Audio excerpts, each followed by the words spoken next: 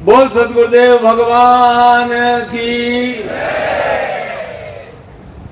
गुरु पूर्णिमा के इस महान उत्सव पर आप सभी को बहुत बहुत बधाई, बहुत बहुत आशीर्वाद।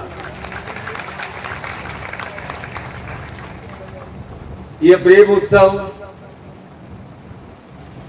और इस क्षेत्र की महिमा को कुछ शब्दों में कहना संभव ही नहीं है। दंडक वन, शिव की तपस्या स्थली, पंच तीर्थ जहां ऋषियों ने शिवलिंग स्थापित किए, कृष्ण तीर्थ जहां भगवान श्री कृष्ण ने अपने वचन के अनुसार निवास किया, और मुझे यहां आने का सौभाग्य प्राप्त हुआ है। आज से 28 वर्ष पूर्व नवंबर में 16-17 नवंबर 96 को सदगुरुदेव यहां पधारे थे। शिविर का आयोजन हुआ था और 28 वर्ष बाद मुझे यहाँ आपके साथ गुरु पूर्णिमा महोत्सव मनाने का अवसर प्राप्त हुआ है। ये भगवान कृष्ण की ही कृपा है।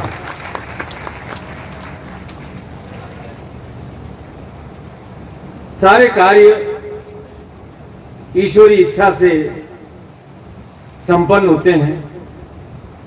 देव कृपा से, शिव कृपा से ही मनुष्य के मन में प्रेरणा जागृत होती है और वह देव इच्छा से सुकृत कार्यों को संपन्न कराती है। और कार्य देवता नहीं करते हैं, देवता प्रेरणा देते हैं।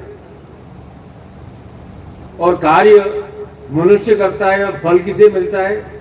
मनुष्य को ही मिलता है। देवता को अहंकार नहीं आता, लेकिन मनुष्य को अहंकार आ जाता है कि यह कार्य मैंने किया, जबकि वास्तव में सारे कार्य ईश्वरी कृपा से होते हैं।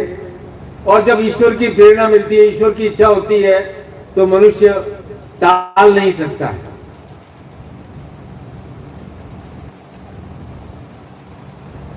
आपको भी ईश्वरी प्रेरणा प्राप्त हुई होगी, तब आप यहां आ पाए। केवल गुरु के बुलाने से नहीं आए हो। ईश्वरीय प्रेरणा जागृत हुई कि मुझे जाना ही चाहिए और मैं जाऊंगा। और फिर आप यहां आ गए। यहां आ गए तब आपको लगता है कि यदि मैं नहीं आता तो कितनी बड़ी गलती कर बैठता।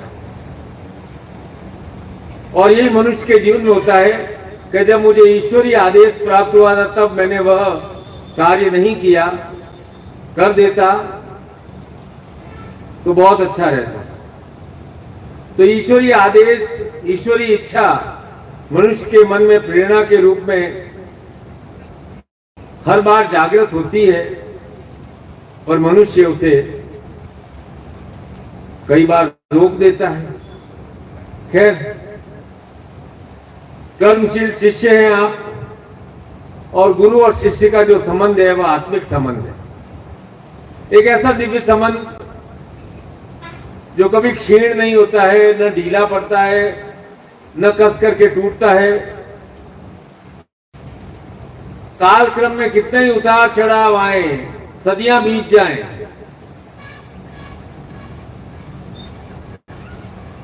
गुरु और शिष्य का संबंध शाश्वत संबंध है।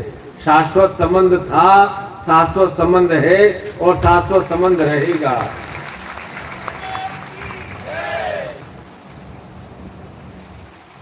कोई कह नहीं सकता है क्या है कालक्रम में कितने उतार चढ़ाव आए। राम की महिमा किसके कारण से है? दशरथ पुत्र के कारण से है या विश्वामित्र के कारण से? बताओ। विश्वामित्र के कारण से। न विश्वामित्र ले जाते, न रावण राक्षसों का स्थान स्थान पर वध करते, न 14 वर्ष का उनको यात्रा करते, पूरे भारतवर्ष से संबंध जोड़ते, पूरे भारतवर्ष को एक करते, और न रावण जैसी महाशक्ति का नाश होता। तो गुरु विश्वामित्र की प्रेरणा से दशरथ पुत्र राम जगत के श्री राम बन गए। और कृष्ण की महिमा सांदीपन ऋषि के कारण से है, अर्जुन की महिमा द्रोणाचार्य के कारण से है, और बाद में श्री कृष्ण के कारण से है, अन्यथा तो वही योद्धा ही थे। और कोई शिष्य यह नहीं कह सकता है कि गुरुदेव, या दूसरों कह सकता है कि मैंने किताबों से बहुत ज्ञान अर्जित कर लिया है। गुरु को तो धारण करना ही पड़ता है। किताबों से गुरु का ज्ञान प्राप्त नहीं हो सकता है। और जब वह एक बार गुरु को धारण कर लेता है तो जन्म जन्म का संबंध जोड़ लेता है। यह भूमि कृष्ण भूमि है, शिव भूमि है, तपस्या शिव जी की तपस्या स्थली है, संतों की भूमि है। आज जब मैं इस सुबह मंदिर गया और इस स्थान के बारे में विचार किया तो मेरे मन में विचार आया कि हमारी संस्कृति 10, 20, 50 हजार साल पहले भी कितनी विकासशील थी, कितनी विकसित थी। वह सनातन संस्कृति कितनी महान थी, हमारा सनातन धर्म कितना महान था। और उस सनातन धर्म के, सनातन संस्कृति के हम एक भाग हैं, उसका खंड है। ये जो किताबों में आप पढ़ते हो ना, बिल्कुल गलत पढ़ते हो कि हम आर्य हैं और यूरोप से लेकर के विराल पर्वत पार करके एशिया में आ गए और फिर हम कश्मीर के मार्ग से यहाँ आ गए, हमने आर्य संस्कृति का विकास कर लिया। ये सब तो अंग्रेजों ने, जर्मनियों ने लिखा 2000, 4000 साल पहले, 500 साल पहले, 200 साल पहले उन्होंने लिखा। अरे हम तो 50,000 साल पहले हमारे यहाँ भगवान शिव ने तपस्या की थी, राम ने निवास किया था, कृष्ण ने निवास किया था, हजारों हजारों संतों ने यहाँ ग्रंथों की रचना की थी, तपस्या की थी। क्या लिखते हो कि हम वहां से उठ करके आए, वहां से उठ करके आए। हम भारतवर्ष के निवासी हैं और हमारी संस्कृति, हमारी भावना, हमारा विचार, हमारा धर्म सनातन है। सनातन अर्थात शाश्वत, जो सदैव था, सदैव है और सदैव रहेगा। इसे कोई नाश नहीं कर सकता, कोई बाधा नहीं है। हजारों मत मतांतर हुए, लेकिन हमारे देव क्या रहे? ब्रह्मा, विष्णु और महेश। कोई भेद आया? 50,000 साल पहले भी हम ब्रह्मा, विष्णु, महेश को धारण करते थे। 50,000 वर्ष पहले भी हम महाकाली, महालक्ष्मी, मां सरस्वती की साधना उपासना करते थे। यही हमारे त्रिदेव और ये हमारी त्रिदेवी। कोई परिवर्तन नहीं आया, मत मतांतर होते गए, होने ही चाहिए। परिवार में वृद्धि होती है तो मत मतांतर होता ही है, लेकिन हम हमारी आधार जो संस्कृति है उसको कभी नहीं भूले। कोई नहीं कह सकता है कि कृष्ण सिर्फ हमारे हैं, राम सिर्फ हमारे हैं, शिव सिर्फ हमारे हैं, मां काली सिर्फ हमारी है, मां लक्ष्मी सिर्फ हमारी है, मां सरस्वती सिर्फ हमारी है। पूरे सनातन धर्म में हम ये मानते आए हैं कि हमारे आदि देव, हमारा सीधा सीधा सिद्धांत है। ब्रह्मा ने सृष्टि की रचना की, जगत का पालन विष्णु करते हैं और शिव में लीन हो जाते हैं और शिव पुनः रचना के लिए तत्पर हो जाते हैं। हमारा तो फंडामेंटली बिल्कुल आधारभूत सिद्धांत एक बिल्कुल क्लियर है।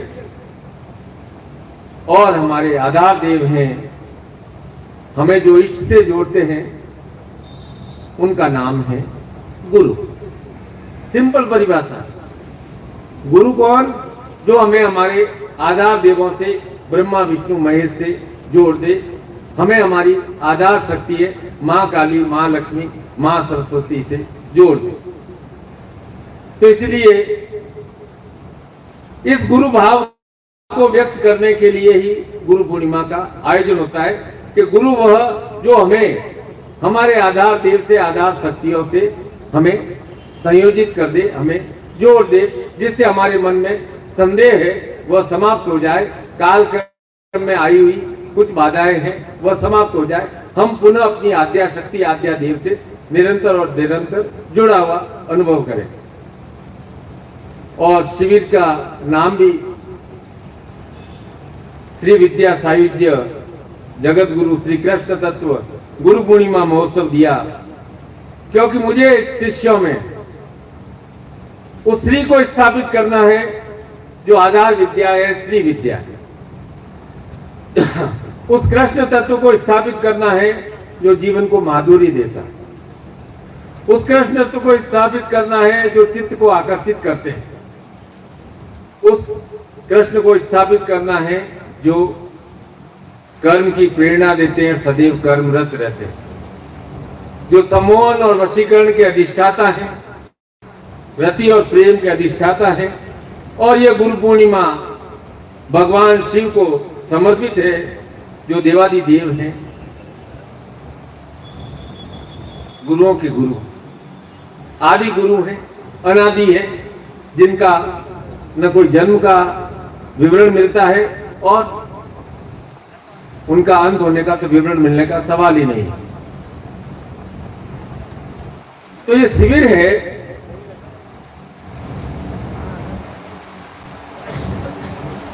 गुरु पूर्णिमा शिविर हम क्यों करते हैं?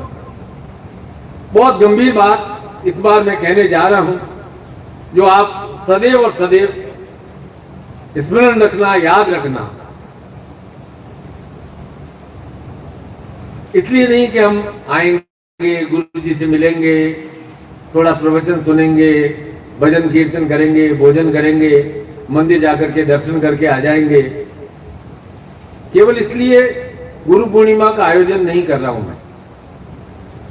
गुरु पूर्णिमा है आत्म अवलोकन का समारोह, यह अवसर है आत्म अवलोकन का। थोड़ी बात कठोर है इस अवलोकन का कि मैंने पूरे वर्ष क्या किया। अब बताओ, हमें जीवन में कितने सप्ताह मिले हैं? मनुष्य को जीवन में रफली 4242 सप्ताह मिले। तो आप अवलोकन करो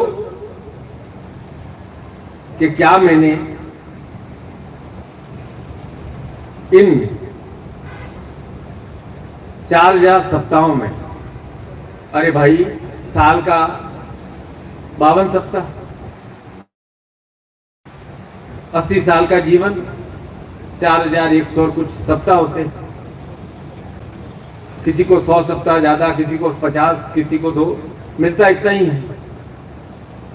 तो गुरु पूर्णिमा आत्म अवलोकन का अवसर है कि मैंने मेरे जीवन में प्राप्त 4200 सप्ताह का, वीक का क्या किया। मैंने कर्म को प्रधानता दी, क्या मैंने जीवन में श्री को प्राप्त करने के लिए प्रयत्न किया, क्या मैंने अपने ज्ञान के विस्तार के लिए प्रयत्न किया, क्या मैंने शिव के समान परमानंद में रहने का प्रयास किया।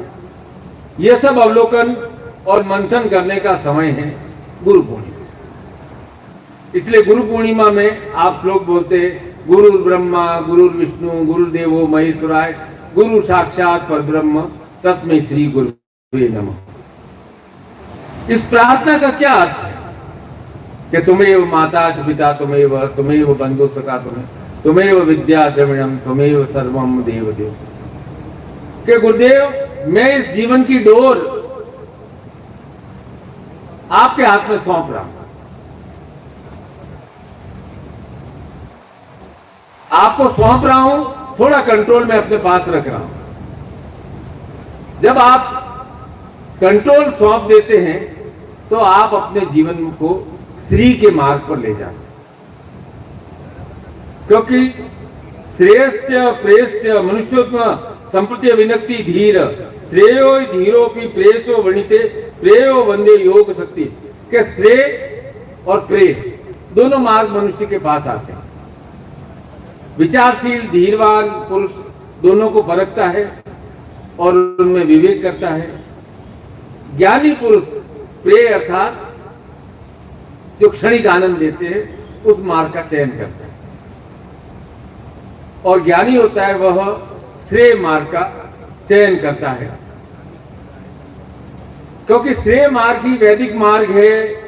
उस मार्ग पर चलने से जीवन हमारा प्रशस्त हो जाता है, क्योंकि श्री विद्या शब्द है ना, इसकी उत्पत्ति हुई है विद धातु से, और वेद शब्द है उसकी भी उत्पत्ति हुई है विद धातु से। विद का अर्थ है जानना, और वेद को कहते हैं संपूर्ण ज्ञान। और मैं कहता हूं ऐसा कोई प्रश्न नहीं है जिसका उत्तर हमारे वेदों में नहीं है, चाहे वह लाखों लाखों वर्षों पहले ब्रह्मा के मुख से उच्चरित हुए हैं। ऐसा कोई संसार का प्रश्न नहीं है जिसका उत्तर हमारे वेदों में नहीं है, जिनके आधार पर आगे उपनिषद की रचना की।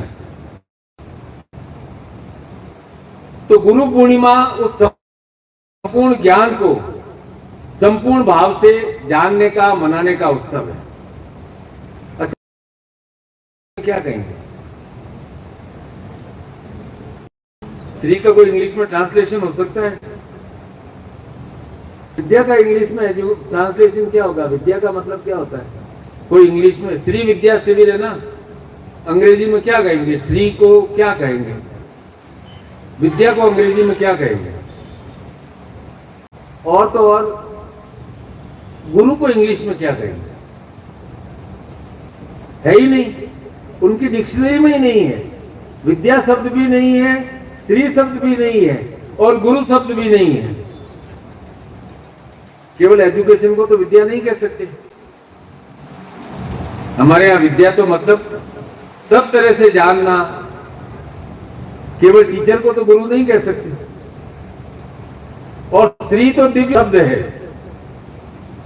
ये लक्ष्मी का भी स्वरूप है, ज्ञान का भी स्वरूप है, सम्मान का भी स्वरूप है। इसीलिए श्री, विद्या और गुरु केवल और केवल हमारी भारतीय संस्कृति में होते हैं। इसीलिए गुरु पूर्णिमा गुरु के प्रति समर्पण, आधार व्यक्त करने के लिए शिष्य आता है कि हे गुरुदेव, आपके द्वारा ही मुझे श्री की प्राप्ति हो सकती है, विद्या की ही प्राप्ति हो सकती है। आप मेरे टीचर से लेकर के बहुत ऊंचे स्थान पे हैं, जिसकी महिमा में मैं सिर्फ इतना ही कह सकता हूं कि गुरु ब्रह्मा गुरु विष्णु गुरुदेवो महेश्वराय गुरु साक्षात परब्रह्म तस्मै श्री गुरुवे नमः। क्योंकि शिष्य गुरु से प्रेम तो नित्य करता है, पर उस प्रेम को आभार भाव में प्रकट करने के लिए गुरु पूर्णिमा के दिन शिष्य उपस्थित होता है। विवाहिता स्त्री के नाम के आगे क्या लिखते हैं? श्रीमती। और पुरुष के नाम के आगे लिखाया जाता है श्री, क्योंकि हम कृष्ण कृष्ण नहीं कहते, हम कहते श्री कृष्ण। हम केवल राम राम नहीं कहते, हम कहते जय श्री राम। और शिव तो अपने आप में ही संपूर्ण श्री से युक्त है। अंग्रेजी में श्री का अर्थ है मिस्टर और मिसेज। आप अंग्रेजी में नेम प्लेट लिखाओगे तो आप लिखाओगे मिस्टर, क्या नाम, मिस्टर ब्रजेश। अब हिंदी में नाम लिखाना श्री ब्रजेश कुमार सोनी। तो हम मिस्टर का मतलब क्या होता है? मालिक। मिस्ट्रेस, मिसेज का मतलब मालकिन। लेकिन श्री में मालिक का, मालकिना कोई भाव नहीं है, क्योंकि श्री का अर्थ है पूर्णत्व, और जहां श्री है वहां अपूर्णता का नाश हो जाता है। अब विद्या के लिए भी अंग्रेजी में कोई शब्द नहीं मिला। कहीं कहा गया विद्या का अर्थ एजुकेशन, कहीं कहा गया नॉलेज, कहीं कहा गया लर्निंग। पर केवल लर्निंग, केवल एजुकेशन, केवल नॉलेज ही विद्या नहीं। विद्या का अर्थ है शक्ति स्वरूप। श्री विद्या जो अपने विभिन्न शक्ति स्वरूपों में पूर्णता प्रदान करती है, इसीलिए हम राम के आगे श्री लगा करके श्री राम कहते हैं, कृष्ण के आगे श्री लगा करके जय श्री कृष्ण कहते हैं। क्योंकि राम के साथ जब श्री स्थापित हो गई तो वे बाल राम से श्री राम बन गए, मर्यादा पुरुषोत्तम श्री राम बन गए। कृष्ण के साथ जब श्री स्थापित हो गई तो वे श्री कृष्ण बन गए। बुद्ध धर्म में भी देख लो, पहले बुद्ध को कहा जाता था तथागत, फिर सिद्धियां प्राप्त हुई तो सिद्धार्थ, और फिर जब पूर्ण ज्ञान हो गया तो उन्हें कहा गया बुद्ध। बुद्ध वही बनेगा जिसने पूर्णत्व प्राप्त कर लिया है। और ये ऐसे ही क्रिया है नर से नारायण बनने की। बुद्ध वही है, श्री विद्या से युक्त वही है जिसने समग्र विद्याओं को, समग्र सिद्धियों को जीत लिया है। नारायण वही है जिसने जगत को जीत लिया है। निखिल वही बनेगा जिसने अखिल जगत को जान लिया। कृष्ण भूमि है, कृष्ण की चर्चा करते हैं। बुद्ध से तो बहुत बहुत बहुत पहले हुए थे। क्या विशेष बात है, जिसने भी कृष्ण को देखा ना, उसे लगा कि ये बिल्कुल मेरी तरह ही है, ये केवल मेरे ही है। राधा को लगा कि कृष्ण मेरे ही प्रिय है और किसी के नहीं। देवकी को मधुर लगे, कुंती को शीतल लगे, द्रौपदी को समर्थ लगे कि मेरे जीवन में कितनी बाधाएं आ जाएंगी, श्री कृष्ण समर्थ हैं, वे सब बाधाओं का नाश कर लेंगे। अर्जुन को गुरु लगे। तो भाई इसका अर्थ क्या है कि आपको गुरु कैसे लगते हैं, जैसा आप अपनी भावना में धारण करते हैं। ऐसा व्यक्तित्व था श्री कृष्ण का, राम का, क्योंकि वे श्री तत्व से संपूर्ण हुए। तो क्या श्री का अर्थ चमत्कार रखा जाए या करिश्मा रखा जाए? करिश्मा और चमत्कार तो नहीं हो सकता है। ऐसा तो नहीं कह सकते हैं कि श्री कृष्ण जादू दिखाने वाले थे, कि राम चमत्कार करते थे। बिल्कुल माता पिता के घर में, मां के गर्भ से जन्म लिया, बड़े हुए, अपना अपना कर्म किया।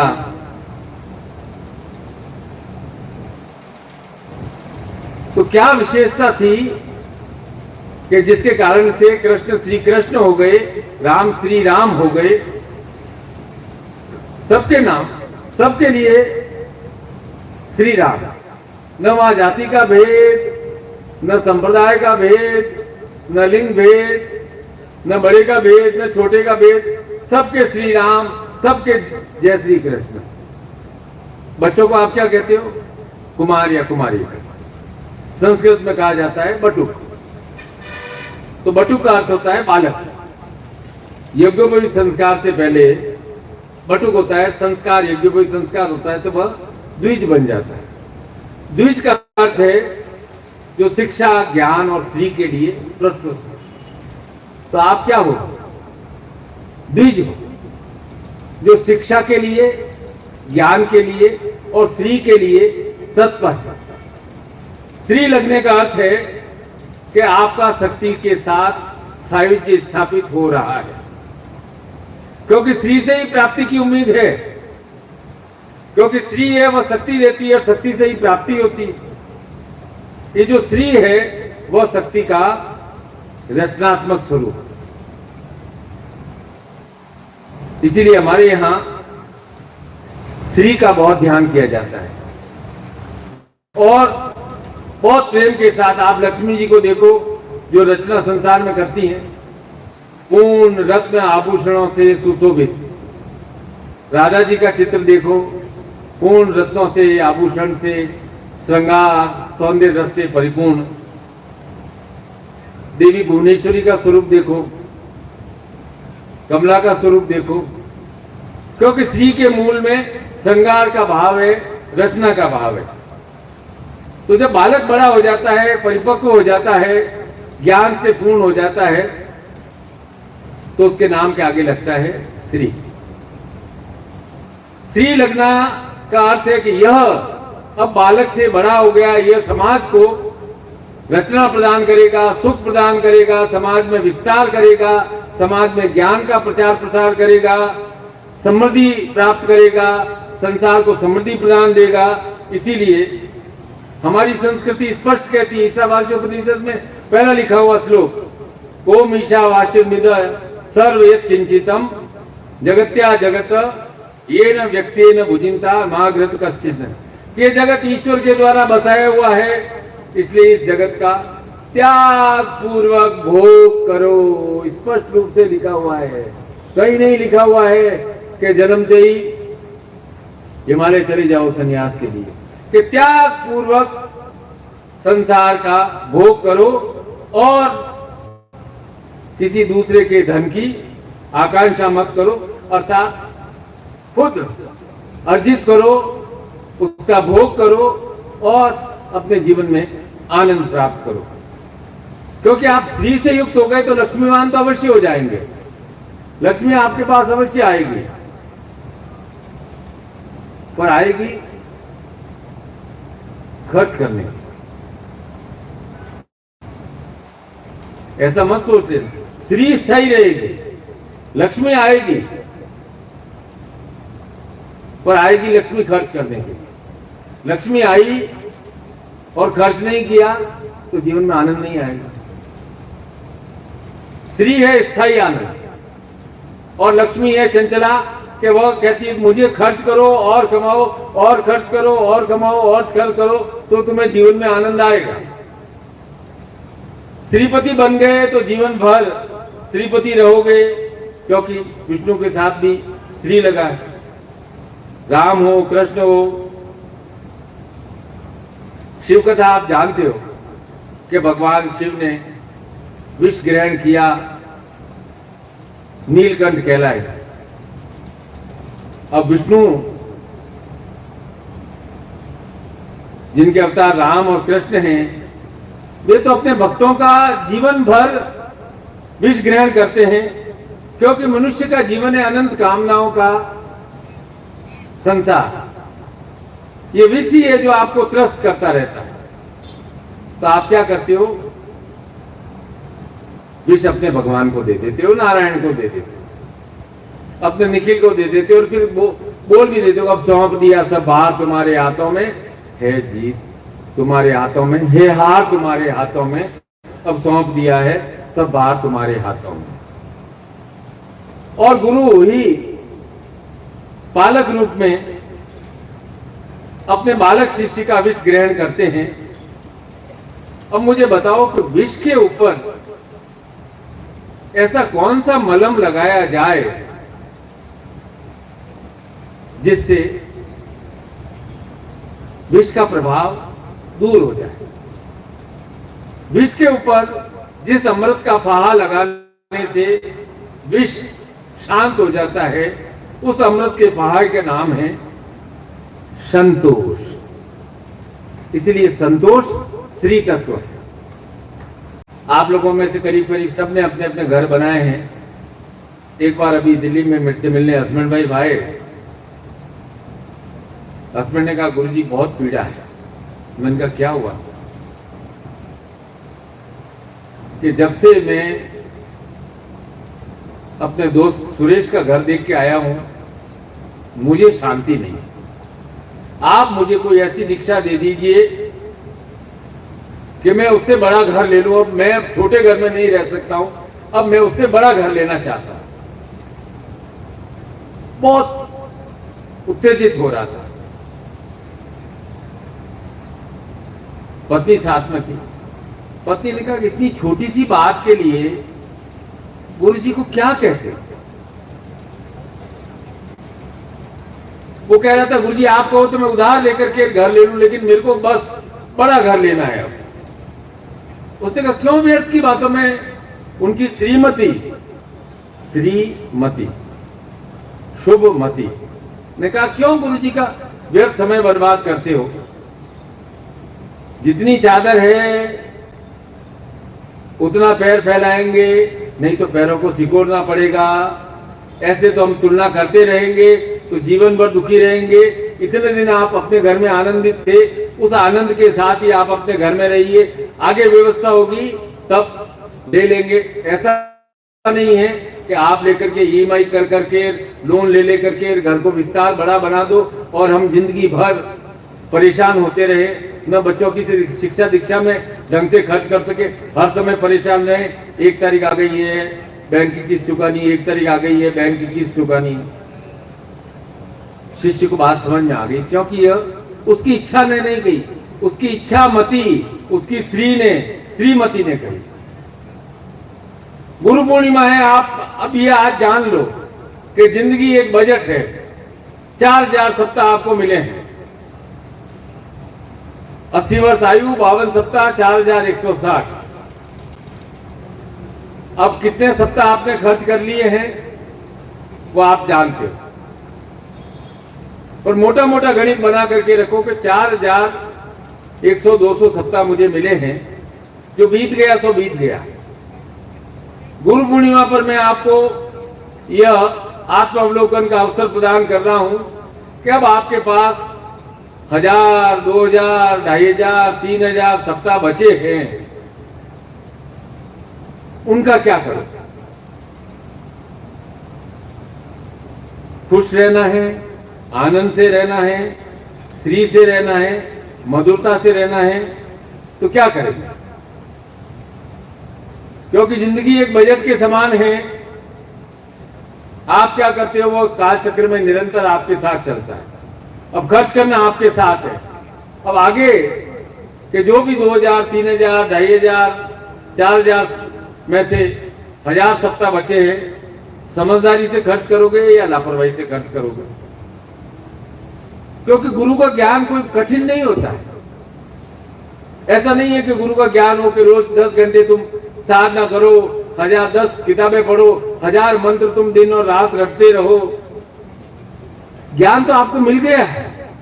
ज्ञान मिला तभी तो गुरु के पास आए हो। ज्ञान नहीं था तब तो गुरु से दूर थे। जब ज्ञान मिला तब गुरु के पास आए।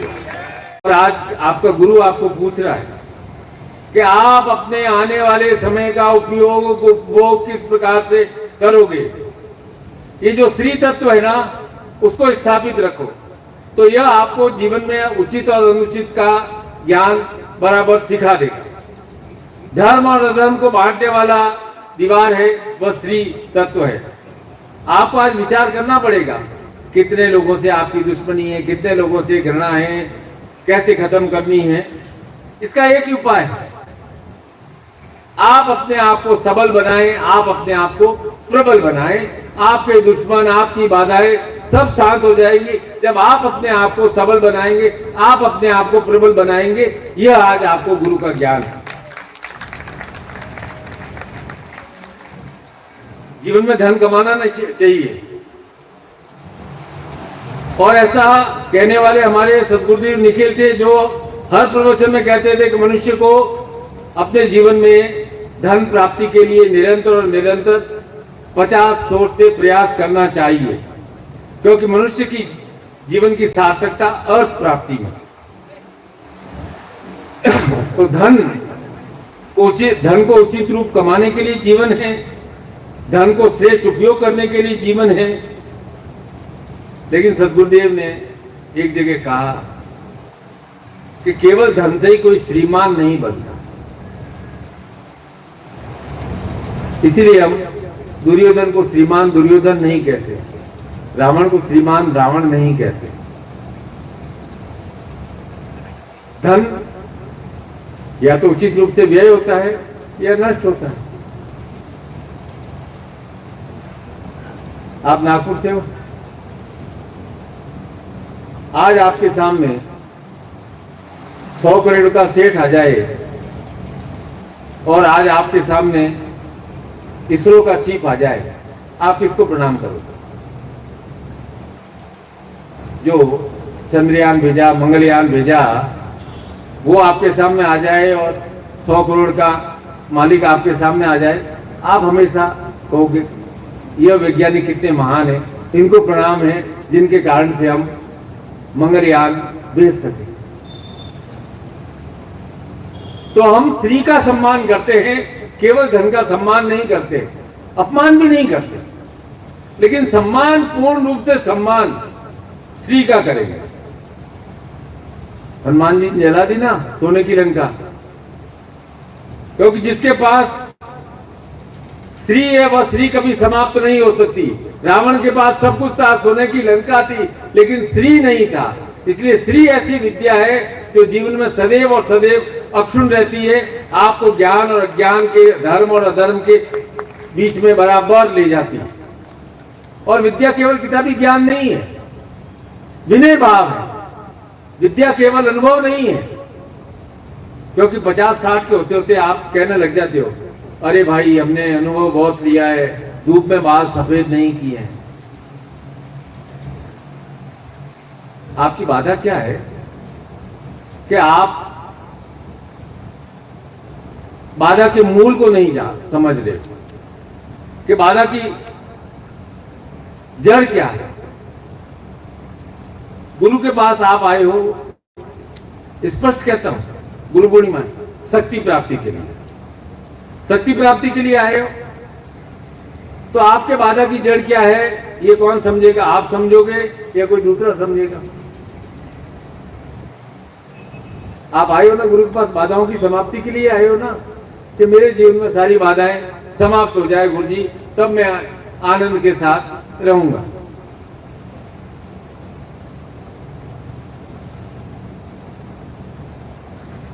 एक बार एक आदमी डॉक्टर के पास गया, डॉक्टर को बोला, डॉक्टर साहब मेरे पूरे शरीर में दर्द है। बोला पूरे शरीर में दर्द है?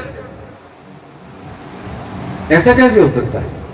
या तो पैर की पीड़ा होगी, पेट की पीड़ा होगी, गले की पीड़ा होगी। बोले डॉक्टर साहब जहां मैं हाथ लगाता हूं वहां दर्द है।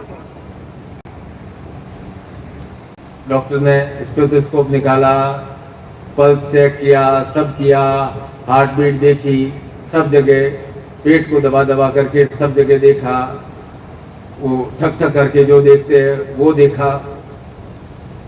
उन्होंने कहा दर्द मुझे तो नहीं मालूम पड़ रहा है। उन्होंने कहा देखो डॉक्टर साहब पेट के ऊपर हाथ लगा, और डॉक्टर साहब और इतना पेट दर्द कर रहा है। अच्छा था डॉक्टर, नहीं तो 10, 20, 25 टेस्ट लिख देता कि पहले ये टेस्ट करा के आओ फिर मैं इलाज बताऊंगा। डॉक्टर ने कहा अच्छा अपना हाथ बताओ। उसकी उंगली देखी, बोला दर्द कहीं नहीं है, तुम्हारी उंगली में एक माइनर फ्रैक्चर आ गया है, इसलिए जहां उंगली रखते हो तुम्हें लगता है कि वहां दर्द है। दर्द पेट में नहीं है, दर्द टांग में नहीं है, दर्द हाथ में नहीं है, गले में नहीं है, तुम्हारी उंगली में एक माइनर सा फ्रैक्चर आ गया है, इसलिए तुम्हारी उंगली दर्द कर रही है, और इसलिए जहां रखते हो वहां तुम्हें दर्द अनुभव होता है। तो भाई आप भी अपने जीवन में बाधा का, दर्द का मूल भाव समझो। मूल भाव को पकड़ लोगे तो दर्द दूर हो जाएगा, बाधा दूर हो जाएगी। इसलिए गुरु को भी मूल कहा गया है। ध्यान मूलम गुरु मूर्ति, पूजा मूलम गुरु पदम, मंत्र मूलम गुरु वाक्यम, मोक्ष मूलम गुरु कृपा। मूल है गुरु जो कि वास्तव में श्री विद्या का ज्ञान प्रदान करता है। और भगवान की जो बातें हैं वे प्रतीकात्मक रूप में कही गई है। हमारे विष्णु कहां शयन करते हैं? क्षीर सागर में। और श्री का एक स्वरूप है लक्ष्मी, जो है कमल के आसन पर, और कमल कीचड़ में खिलता है और क्षीर सागर एकदम पवित्र है। तो पूजा में हम जो जल चढ़ाते हैं और चरणामृत ग्रहण करते हैं वह क्षीर सागर का स्वरूप है। मेरा तो ऐसा स्पष्ट विचार है कि श्री का संपूर्ण स्वरूप केवल भौतिक संपदा नहीं है। जीवन में स्थान स्थान पर विचरण करना से प्राप्त ज्ञान, तरह तरह के लोगों से प्राप्त अनुभव और उनसे सीखे गए कार्य का से कर्म संपादन से, अपने कौशल के विकास से श्री और लक्ष्मी दोनों प्राप्त होती है। अच्छा, आप मुझे पता होगा, आपने बहुत पढ़ाई कर ली, कौन सी स्कूल में आपको ये पढ़ाया गया कि धन कैसे कमाना चाहिए? कौन सी स्कूल में पढ़ाया गया? प्राइमरी स्कूल में पढ़ाया गया, मिडिल स्कूल में, हायर सेकेंडरी में, कॉलेज में पढ़ाया गया कि धन कैसे कमाना चाहिए? आपको पढ़ाया गया कि व्यापार में, व्यवहार में बातचीत कैसी करनी चाहिए? पढ़ाया गया। अपने कार्यों को समय पर कैसे करना चाहिए? ये पढ़ाया गया। उसका कोई सब्जेक्ट था? आपके सब्जेक्ट थे फिजिक्स, केमिस्ट्री, मैथ्स, इतिहास, भूगोल, संस्कृत, हिंदी, आगे किया भी है कॉमर्स, बीकॉम, बैंकिंग वगैरह। कहीं सिखाया गया क्या कि व्यापार कैसे करना चाहिए, धन कैसे कमाना चाहिए? कहीं सिखाया गया क्या व्यवहार कैसे करना चाहिए, बातचीत कैसे करनी चाहिए, अपने कार्यों को समय पर कैसे करना चाहिए? नहीं सिखाया गया ना। अपने कार्य में निपुणता प्राप्त कर धन का कैसे अर्जन किया जाना चाहिए, ऐसा कोई टॉपिक था नहीं।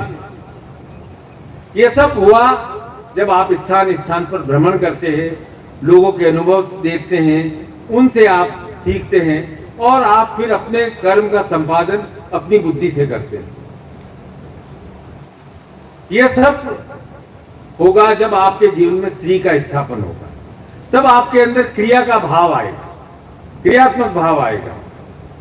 इसलिए आपके विचार और क्रिया में संबंध होना चाहिए। आप सफल होना चाहते हो कि नहीं असफल होना चाहते हो? बोलो, सफल होना चाहते हो? 100% सफल होना चाहते हो तो करना पड़ेगा श्रम। श्रम का अर्थ है क्रिया, श्रम का अर्थ है संघर्ष।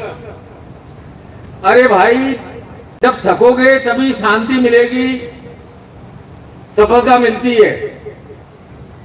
तो हमारा जीवन का क्षीर सागर क्षेत्र है, जीवन क्षेत्र है, क्षीर सागर का क्षेत्र है। जब संघर्ष करोगे तब उस क्षीर सागर को प्राप्त करोगे।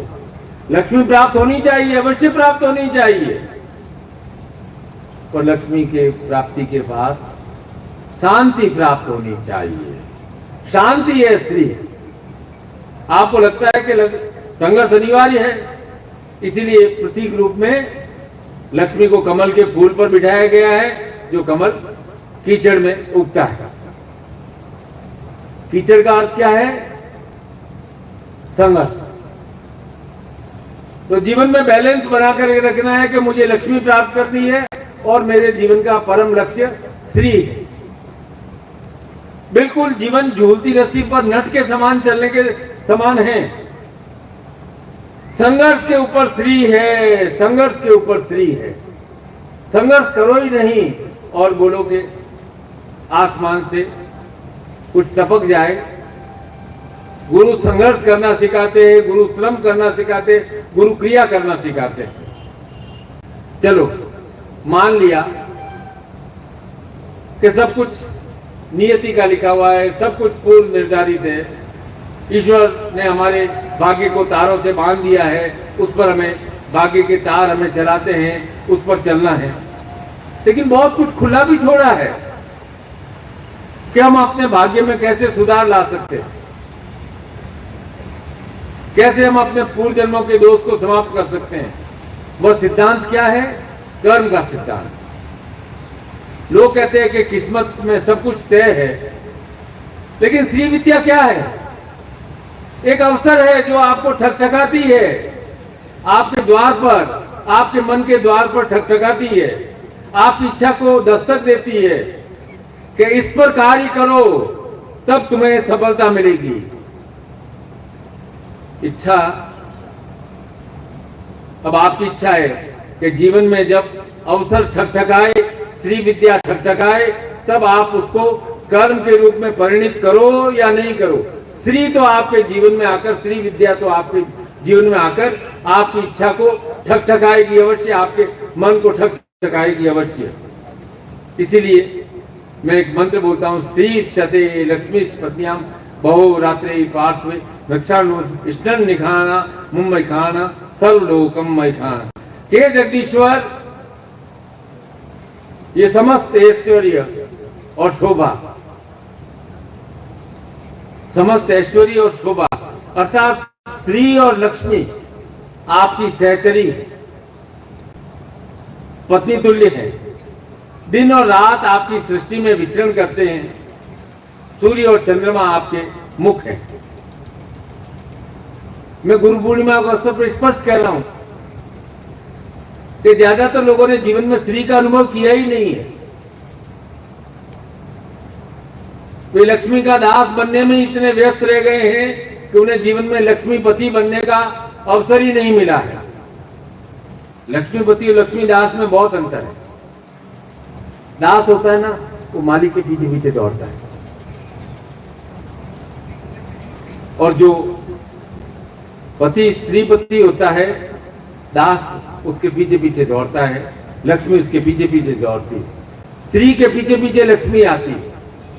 आपने अपना जीवन व्यतीत कर दिया लक्ष्मी के पीछे पीछे दौड़ने में।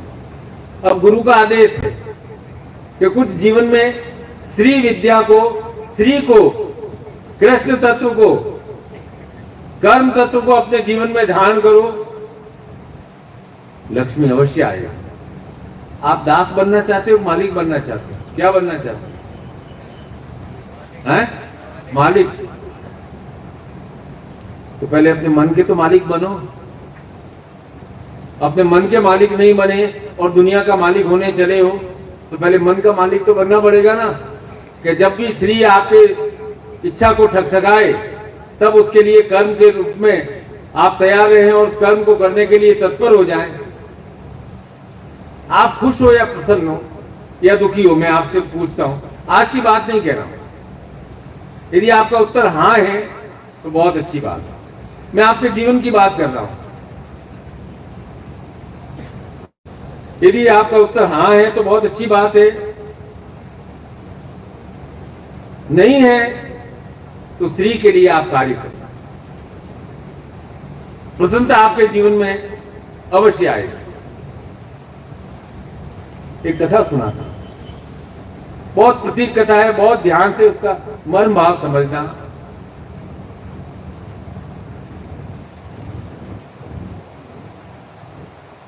कई मैंने पुराणों वगैरह में पढ़ी है कि 3 चोरों ने राजमहल से चोरी की। अब राजमहल से चोरी करेंगे तो स्वर्ण ही चुरा करके लाएंगे। स्वर्ण चुरा कर ले आए और उन्होंने कहा क्या, दूसरे दिन मच गया कि राजा के महल से स्वर्ण चोरी हो गया। तो उन्होंने कहा कि ऐसा करते हैं, सब जगह ढूंढेंगे, मंदिर में कोई नहीं ढूंढेगा। तो उन्होंने वहां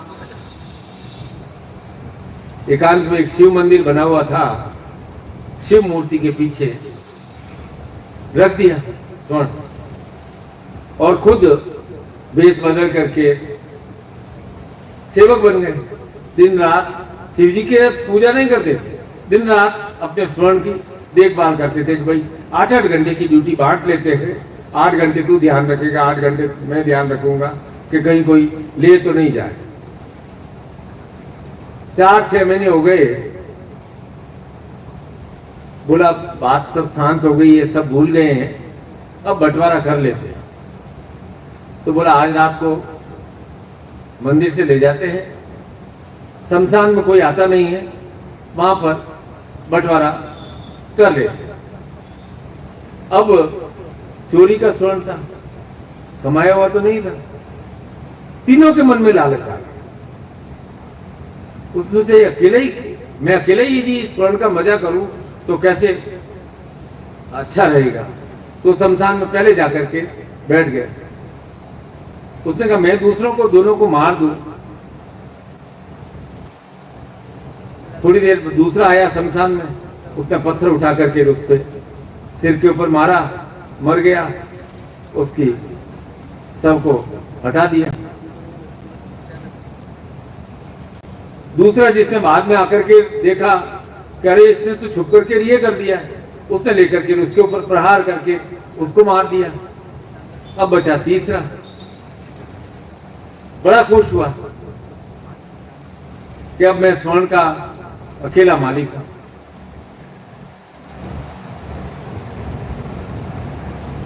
मंदिर गया छुपे सोने को निकालने के लिए, वहां सांप ने डस लिया, तीसरा भी गया।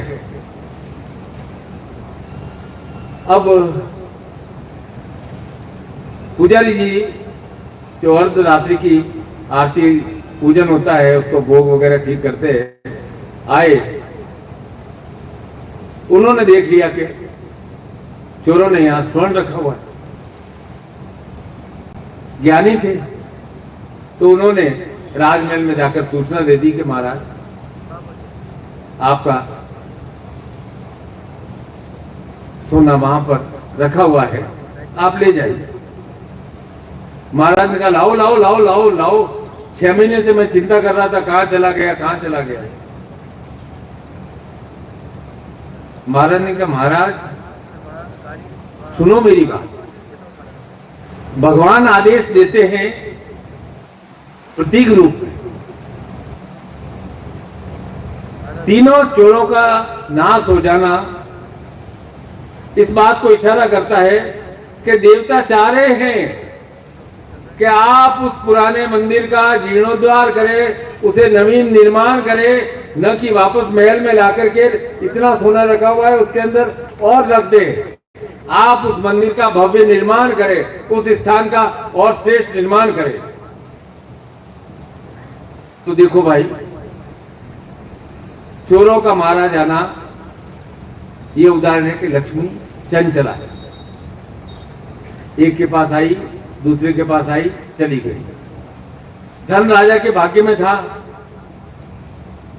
चोर उसके धन को चुरा सकते थे लेकिन उसका भाग्य नहीं चुरा सकते थे, इसलिए तीनों आपस में लड़कर मर गए, क्योंकि राजा के भाग्य में ही वापस सोना लिखा था। और पुजारी ने ईश्वर की सेवा कर सत्कर्म अर्जित किया था, इसलिए उन्हें अपने सत्कर्म का प्रताप मिला और भव्यतम मंदिर बना।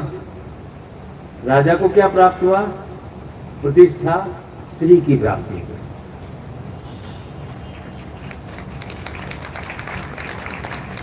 केवल और केवल सत्कर्म से धन और श्री दोनों में अभिवृद्धि होती है।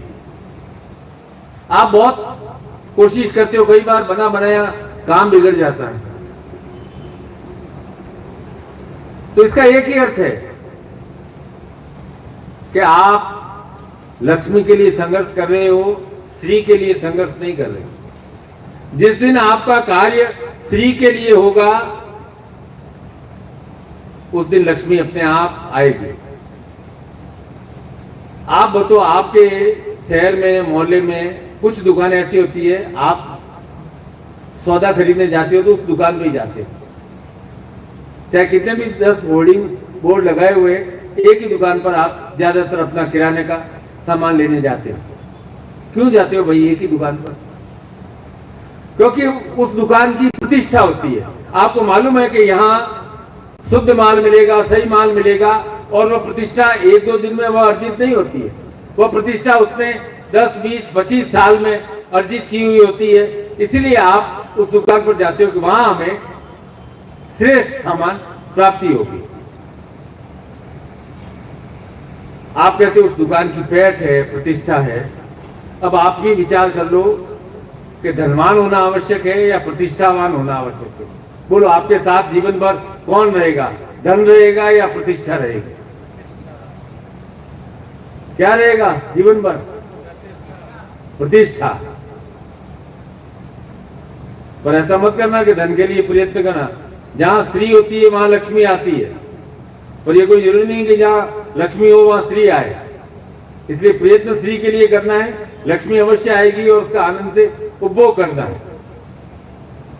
गुरु पूर्णिमा है, लक्ष्मी के संबंध में पहली बार चर्चा कर रहा हूं। दिवाली पर चर्चा करता हूं। लक्ष्मी क्या है? खो भी सकती। इंद्र की भी तो लक्ष्मी खो गई थी ना, तभी तो उन्हें समुद्र मंथन करके लक्ष्मी को वापस निकालना पड़ा कि नहीं निकालना पड़ा? तो अर्थात लक्ष्मी हो सकती है।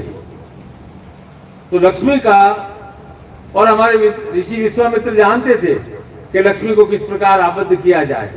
तंत्र में वह ज्ञान है कि लक्ष्मी को किस प्रकार से आबद्ध किया जाए।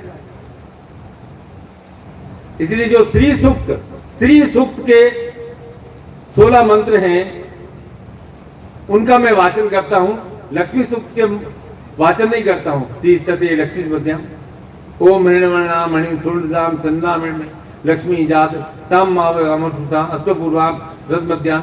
हे लक्ष्मी की प्रशंसा, लेकिन मूल रूप से वह श्री को समर्पित है।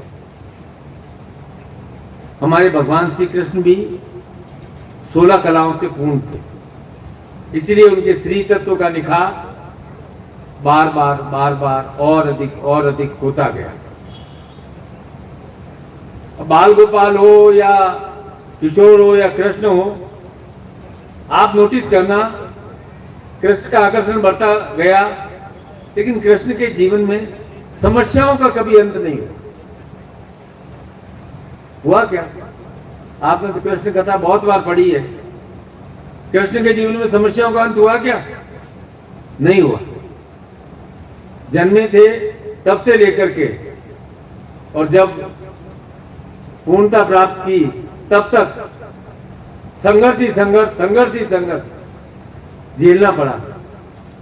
लेकिन कृष्ण का कोई चित्र है, कोई भावभंगिमा है कि जहां वह रुदन कर रहे हैं, दुखी हैं, शांतिपूर्वक सब समस्याओं का सामना करते थे। बहुत बेचैनी है आप, बेचैन अर्थात बिना चैन। बेचैन का अर्थ है शांति नहीं। गुरु से अधिक इस बात को कोई नहीं जान सकता है, क्योंकि गुरु के पास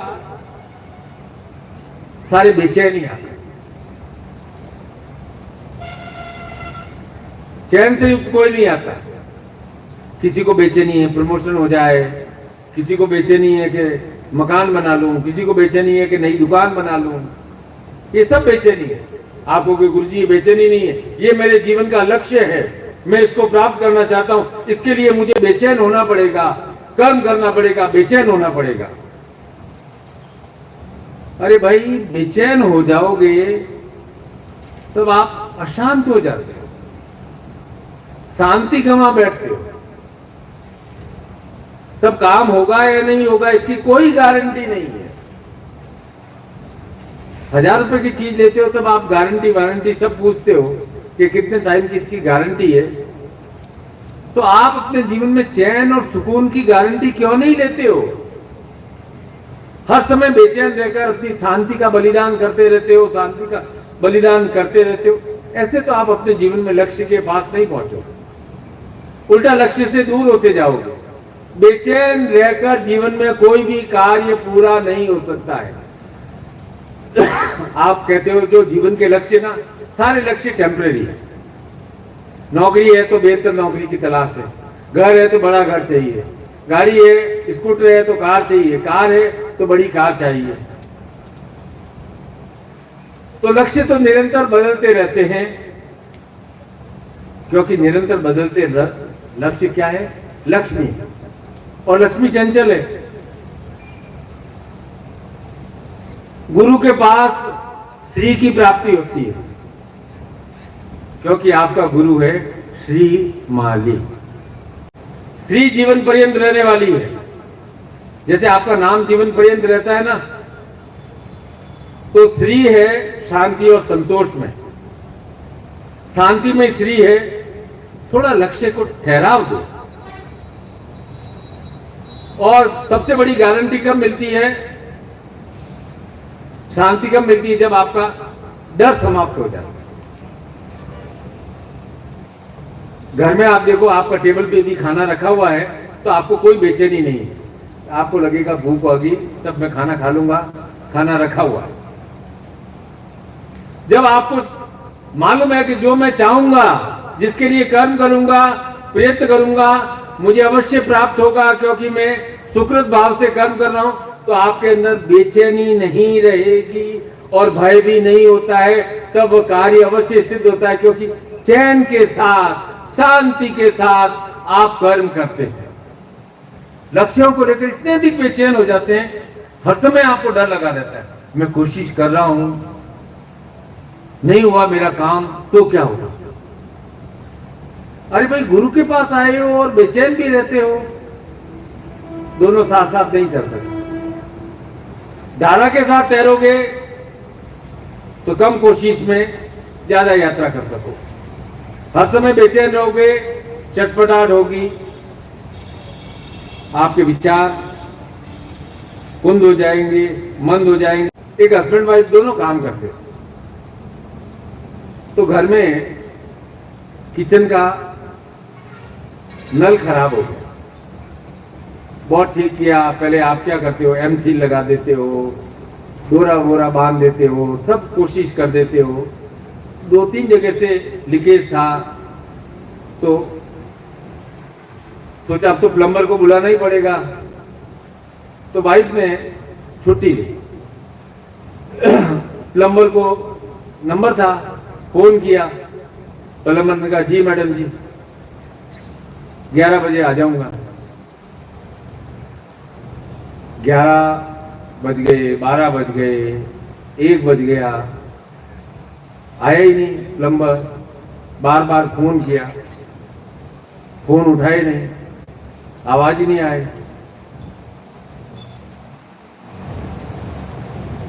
1:30-2 बजे प्लम्बर हाँफता हाँफता पसीने से लथपथ आया। मैडम एकदम गुस्सा हुई, 11 बजे से वेट कर रहे थे तुम्हारा, अब आए हो। कि मैडम जी साइकिल पे आ रहा था, किसी ने टक्कर मार दी, साइकिल टूट गई और ड्रिल थी वो भी टूट गई, फोन भी गिर गया, पैदल पैदल चल करके थैला लेकर के आया हूँ। थोड़ा मैडम का गुस्सा शांत हुआ, बोला पानी वानी पी लो। पानी वानी पिलाया, उसने सब नल वगैरह चेक करके जो करना था रिप्लेस किया, ठीक ठाक किया। मैडम सोचा का वापस बेचारा घर कैसे जाएगा, बोला मैं चलो चलो सब काम ठीक हो गया, मैं तुम्हें घर छोड़ देती हूँ, पैदल कहाँ जाओगे इतनी धूप में। तो अपनी कार में उसे थोड़ा दूर बस्ती में उसका घर था, वहां छोड़ा। वो प्लम्बर ने उतरा, अपना थैला, एक पेड़ था घर के बाद, उस पर लटकाया, पेड़ को प्रणाम किया और कहा मैडम आप जैसे बड़े लोग कहाँ आते हैं हमारे घर, आधा कप चाय पी लेंगे तो मेरा घर धन्य हो जाएगा। मैडम ने कहा ठीक है, चाय पी। बोला मेरे दिमाग में एक प्रश्न है कि तुमने घर में घुसने से पहले तो झोला पेड़ पे लटकाया, पेड़ को प्रणाम किया और फिर पैर धोकर के घर में आए, वो क्या तुमने कुछ बुदबुदाए भी थे, क्या बात है। बोले मैडम ऐसा है, मैं हाथ से काम करता हूँ, 50 जगह जाना पड़ता है, 50 तरह की समस्याएं होती है, तो मैं घर में आता हूँ तो अपना झोला भी लटका देता हूँ और पेड़ है उसको कहता हूँ प्रणाम करके, हे ईश्वर आज आपकी सारी दिन भर की समस्याएं जो भी हुई है आपको समर्पित। और घर में मैं समस्याओं को वहीं पेड़ पर टांग करके घर में प्रवेश करता हूँ, क्योंकि घर तो आनंद के लिए है, शांति के लिए है, प्रेम के लिए है। मैं घर में भी यदि बाहर की सारी समस्याएं लेकर के जाऊंगा तो बाहर भी मैं परेशान रहूंगा, घर में भी समस्याओं को बखान करता रहूंगा, तो कैसे मेरा जीवन में आनंद आएगा। इसलिए मैं समस्याओं को बाहर टांग करके घर अर्थात जहां शांति और संतोष हो, घर में प्रवेश करता हूं। महिला को आश्चर्य हुआ कि मेरे से 100 ज्यादा समस्याएं इसके पास है, लेकिन जीवन का सिद्धांत कितना सरल और स्पष्ट है कि मैं हर समय अपने समस्याओं का बोझ अपने सिर पर ढोकर के क्यों चलता। घर किस लिए? प्रेम के लिए, शांति के लिए, सोने के लिए है, विश्राम के लिए। संघर्ष के बाद विश्राम चाहिए ताकि आप पुनः तरोताजा हो सके। एक लाला जी मेरे पास रोज आते हैं दिल्ली में। मैंने कहा क्या करते हो? व्यापार करता हूं। कितने बजे से? कब से कर रहे हो? कि जब से समझ आई है तब से व्यापार कर रहा हूं। कि सुबह से शुरू हो जाता हूं काम पे। मैंने कहा अच्छा, दिन भर काम करते हो? बोला शाम को भी करता हूं। मैंने कहा शाम को तो फिर शांति हो जाती है? कि नहीं नहीं, रात के 11 बजे तक। मैंने कहा ऐसा क्या काम है? कि थोक का काम है, फोन पे ही सारा काम होता है, तो सुबह से शाम तक इधर का उधर, इधर का माल वो, ये इधर भेजना हो, गोडाउन वो 11 बजे 11:30 बजे सो जाता हूँ। मैंने कहा कब से कर रहे हो? बोले जब से समझ आई तब से कर रहा हूँ। मैंने कहा कब तक करते रहोगे? बोला अब ये तो क्या मालूम, जीवन है तब तक यही करता रहूंगा। ऐसा है क्या आपका जीवन? बहुत लक्ष्मी आ रही है लेकिन शांति और संतोष नहीं है, क्योंकि रात को सोते सोते भी यही है कि कल उसका भाव बढ़ जाए तो बहुत अच्छा रहेगा, कल इसको खरीद लूं, कल इसको बेच दूं, कल ये कर दूं, कल ये कर दूं। जीवन में शांति और संतोष नहीं है। आपके बच्चे भी 30-30 साल के हो जाते हैं, 25 साल के हो जाते हैं, 40 साल के हो जाते हैं, और तब भी आप समझते हो मैं नहीं करूंगा तो कौन करेगा? क्यों भाई? घर में भी बेचैन, बाहर भी बेचैन। शांति और संतोष नहीं होगा तो स्थायी लक्ष्मी का वास कैसे होगा? क्योंकि श्री का मार्ग है, सत्य का मार्ग है, और सत्य का मार्ग ही गुरुपथ है।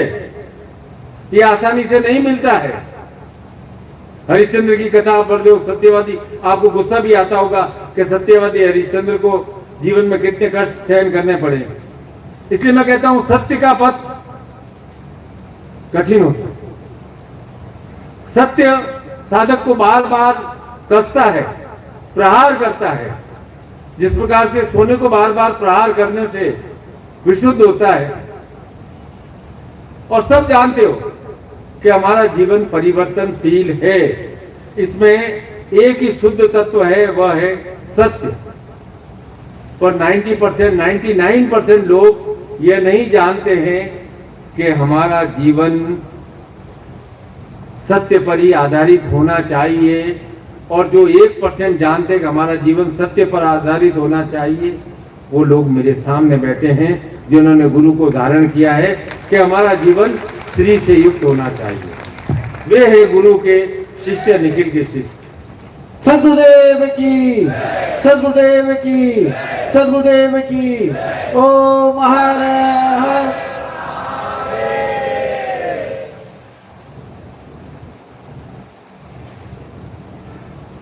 हो सकता है कभी कभी थोड़ा झूठ भी बोलना पड़े, गहना भी बनता है। कौन भाई तो थोड़ा मिक्स करते हो, है ना?